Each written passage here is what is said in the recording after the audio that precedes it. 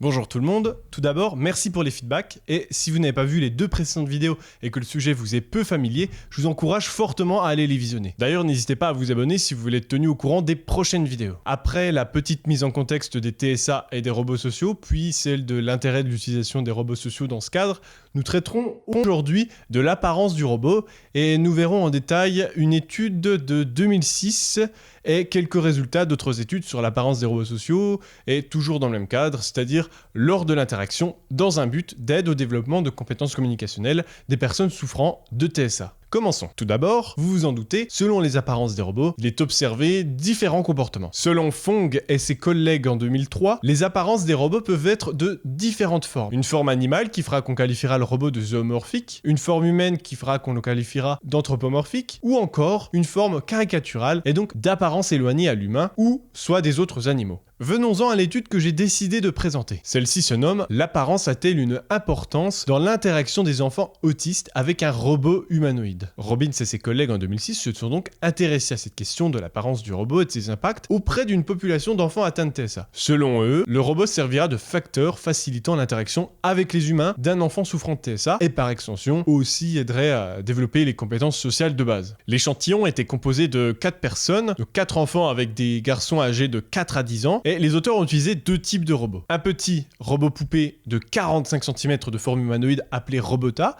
décliné en poupée faisant des gestes de danse programmés ou en poupée contrôlée en Wizard of Oz. Je vais expliciter ça dans un instant, pas de problème, ne vous en faites pas.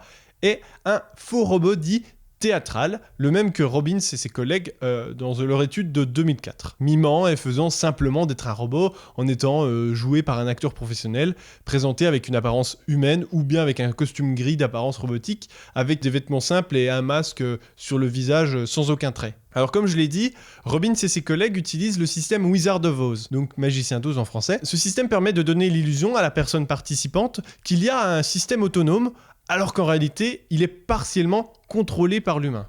Il avait été initialement développé par Kelley en 1983 dans le but de simuler et mettre au point des interfaces humain-machine dans le langage naturel, comme le précise Fraser et Gilbert en 91. On le trouve aussi sous le nom de technique PNOBIC pour Pay No Attention to the Man Behind the Curtain, qui signifie « Ne faites pas attention à l'homme derrière le rideau ».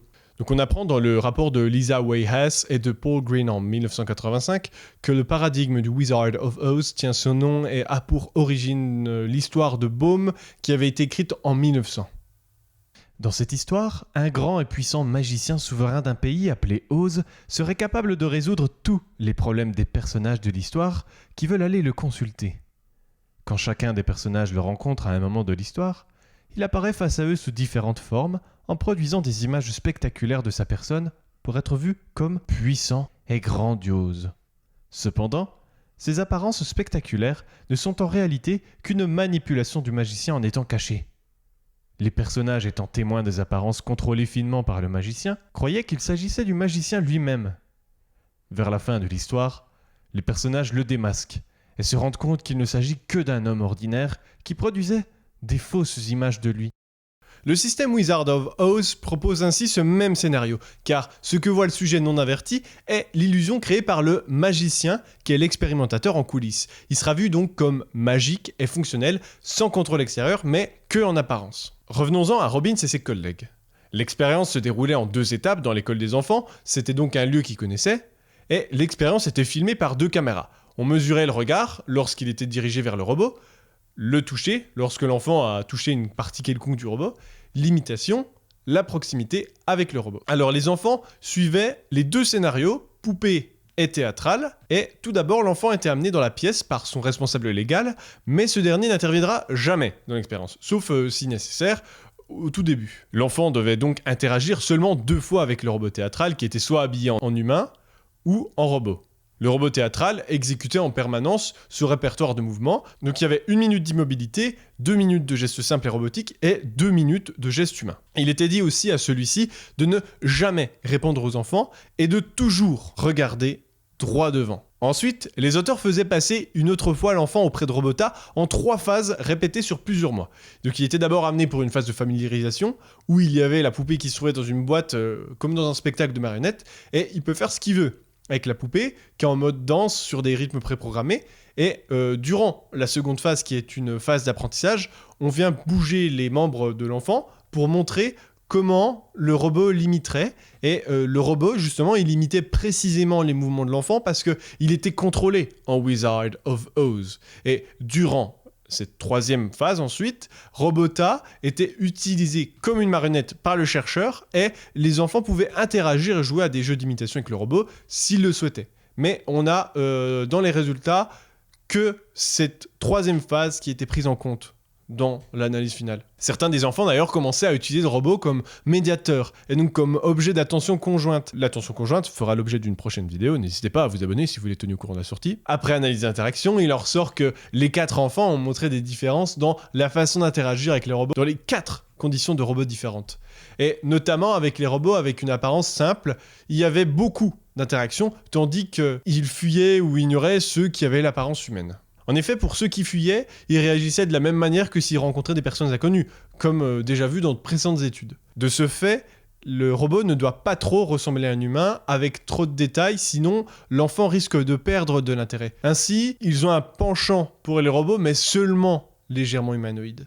Et les auteurs ajoutent que certains des effets positifs est remarquable observés chez les enfants, comme un enfant qui jusque-là ignorait totalement l'existence de l'expérimentateur et qui choisit de danser lors de la dernière séance devant lui et le robot, ne peuvent simplement pas être imputés à l'apparence de chacun des robots. Finalement, les résultats sont intéressants, mais quand même limités par le faible échantillon et le fait que l'exposition sur du plus long terme pourrait amener les enfants à s'habituer et à réagir différemment, étant donné qu'il y a une rigidité à ce niveau-là et que les personnes souffrant de TSA ont du mal avec le changement et l'apprentissage. Par ailleurs, l'étude ne propose pas de comparaison avec des enfants au développement typique, ni de randomisation par extension, donc attribution à un groupe aléatoire de participants.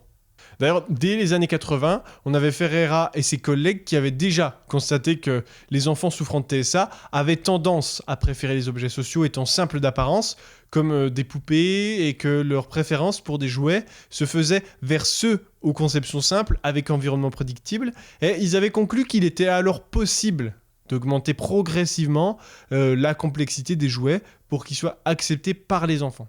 Concernant un aspect lié à l'apparence et à la fois aux intérêts des robots, il y a une étude récente de Kumazaki et ses collègues, de 2019, que j'avais déjà citée, qui suggère que les adultes atteints de TSA ont beaucoup plus de motivation dans un entretien lorsqu'il s'agit d'un robot d'apparence humanoïde plutôt qu'un humain en phase 2.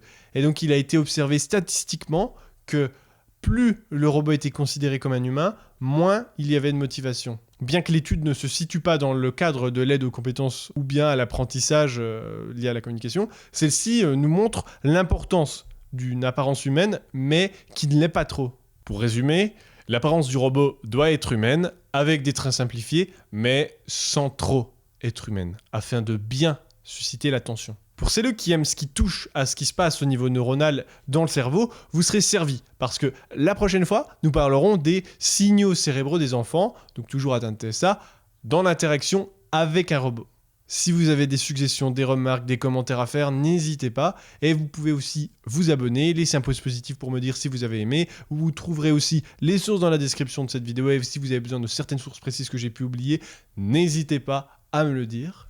Alors on se retrouve dans la prochaine vidéo qui traitera de, comme j'ai dit plus tôt, de l'interaction avec un robot social et des signaux cérébraux d'enfants atteints de TSA. Je vous souhaite le meilleur et à très vite!